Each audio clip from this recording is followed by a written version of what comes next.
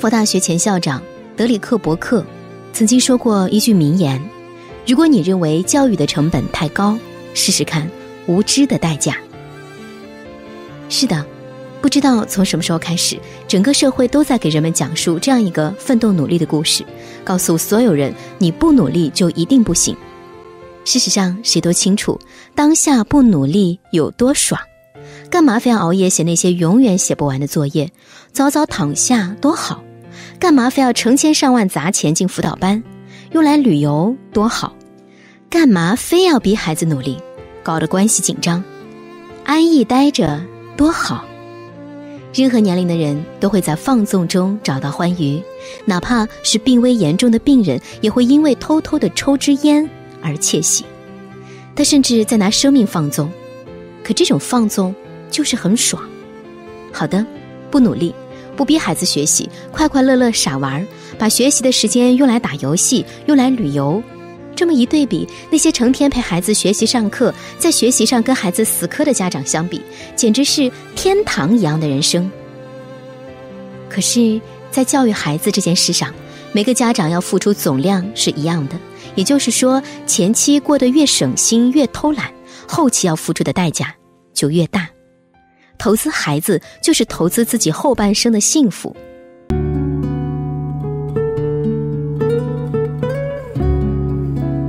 孩子的幸福来自于什么？提到幸福这么哲学的东西，事实上有些难辨，但我们不得不一提，毕竟这是所有父母的终极目标。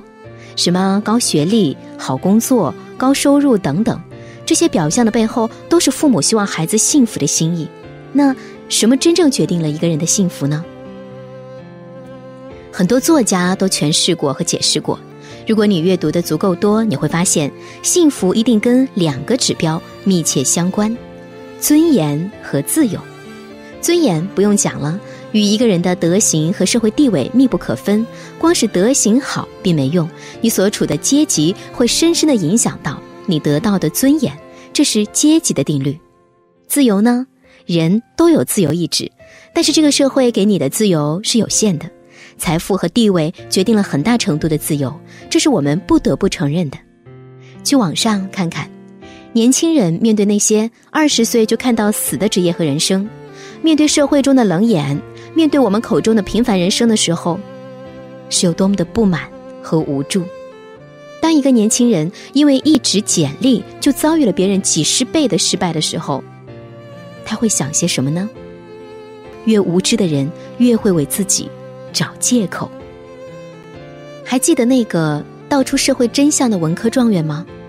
农村地区的孩子越来越难考上好学校，而像我这种父母都是外交官的中产阶级家庭的孩子，还生在北京这种大城市，也就决定了我在学习时能走很多捷径。句句扎心。多少人开始对现实愤愤不平，怨天尤人，感慨出声，却也被他们蒙蔽住眼睛，看不见现实的另外一部分。所以很多人就拿这个当借口，说认命吧，反正努力一辈子也就这样了。但总有另外一部分人，在这个还看不清未来的现实里，还在抛头颅，还在洒热血，还在上演热血屠龙的故事。那一部分坚持的人，从这段看不见未来的现实里脱颖而出，到了现实的另一部分。在这一部分里面，命运有很多漏网之鱼，有很多机遇之门敞开，有无数的希望精灵追随。就像北京文科高考状元的最后一句话说的，有知识不一定改变命运，但是没有知识一定改变不了命运。只要你还在努力，人生就有无穷的可能。和时间竞争，在概率中突围，做上帝手中的漏网之鱼。无知会让人看不清自己，也看不清世界。之前北大毕业生卖猪肉的新闻，不知道被人说了多少年。很多人觉得北大毕业又怎么样啊，还不是去卖猪肉，我小学毕业也一样卖。但他们不知道的是，那个卖猪肉的北大学生叫陆步轩，而有一个叫陈生的人最先发现了他的厉害之处。一个档口自己一天卖1.2万头猪，这已经算相当了不起，而这个小子居然一天能够卖12头猪，太厉害了。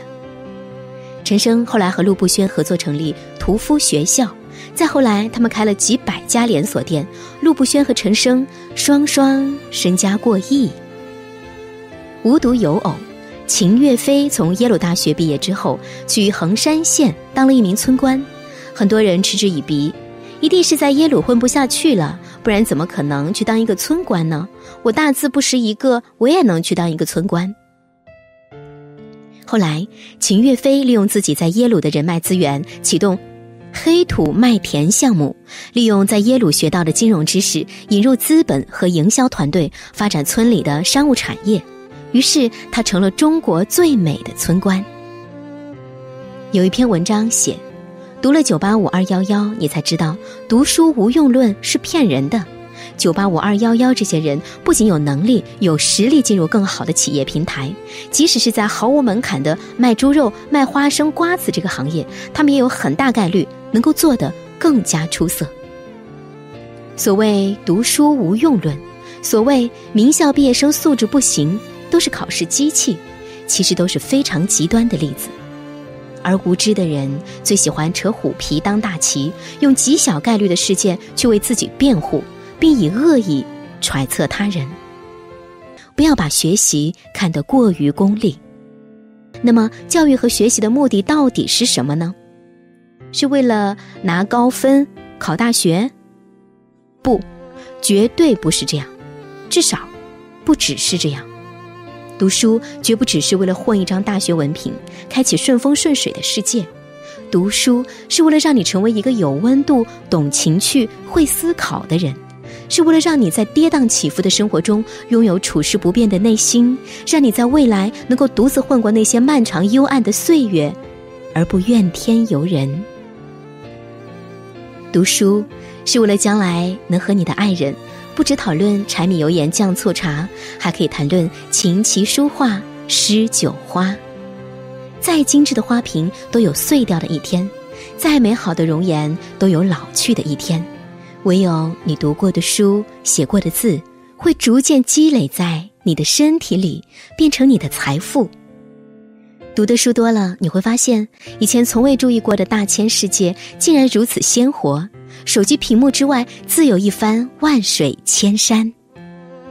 读的书多了，你会发现在无涯知识的海洋面前，再大的烦恼也只是沧海一粟。就算你最终跌入繁琐，洗尽铅华，面对同样的工作，你会有不一样的心境；面对同样的家庭琐事，你会有不一样的情调；培养同样的后代，你会有不一样的素质。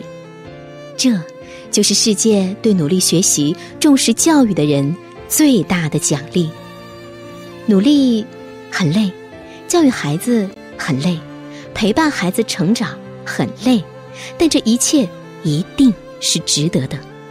别怕累，别怕时间多，别怕贵，也别怕麻烦。每一种选择都有代价，千万别尝试无知的代价，会很惨。